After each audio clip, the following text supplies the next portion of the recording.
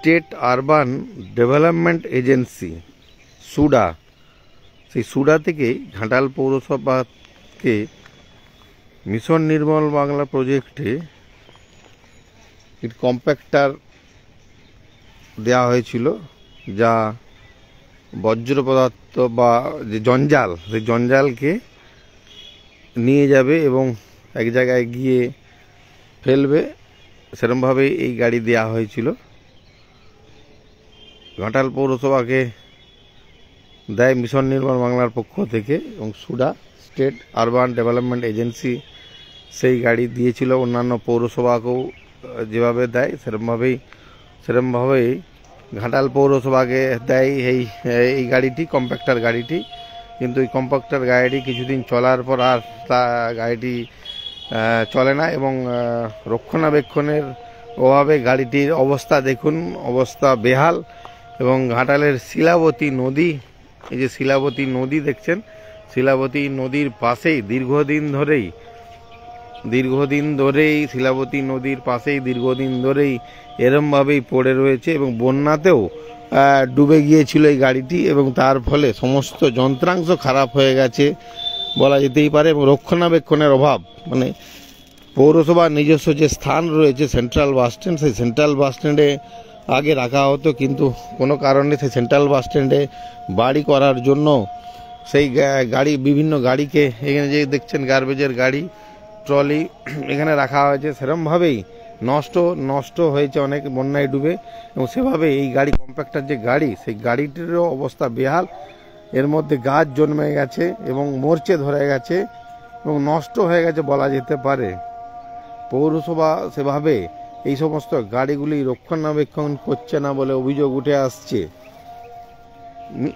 Mission Nirmal Bangla থেকে দেওয়া হয়েছিল soda state urban development agency, সেই এজেন্সি রাজ্যের প্রতিটা পৌরসভাকে এই গাড়ি দেয়, কম্প্যাক্টার এই গাড়ি, যাতে যে জঞ্জাল, প্রতিদিনের যে জঞ্জালকে এক জায়গায় নিয়ে জমা করে ডাম্পিং গ্রাউন্ডে ফেলা, সেই কাজ এই গাড়িটি করে থাকে।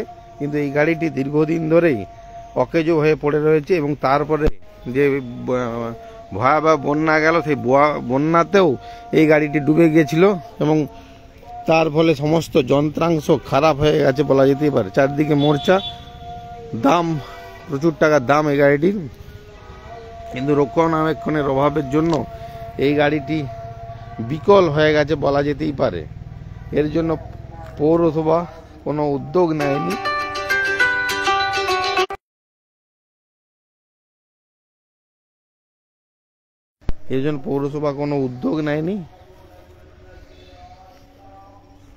কারণ ঘাটাল পৌরসভার এই কম্প্যাক্টার গাড়ি, এই কম্প্যাক্টার গাড়িটি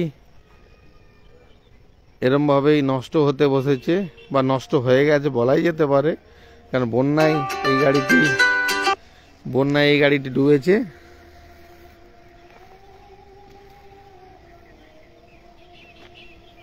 যে মিশন নির্মল বাংলার প্রজেক্ট ঘাটাল পৌরসভাকে দেওয়া হয়েছিল অন্যান্য পৌরসভার মতোই কম্প্যাক্টার গাড়ি, এই কম্প্যাক্টার গাড়িটি এরমভাবেই অকেজো হয়ে পড়ে রয়েছে। এবং কয়েক মাস আগে যে বন্যায় ডুবে গেছিল ঘাটালের বিস্তীর্ণ অংশ, তার সাথে এই গাড়িও ডুবেছিল।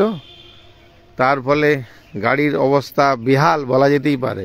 রক্ষণাবেক্ষণ নেই বললেই বলা চলে, কারণ রক্ষণাবেক্ষণ যদি ঠিক হতো বা অন্য জায়গায় যে গাড়িটি থাকতো, তাহলে গাড়িটির অবস্থা আরও ভালো হতো বলে স্থানীয় বাসিন্দারা জানাচ্ছেন।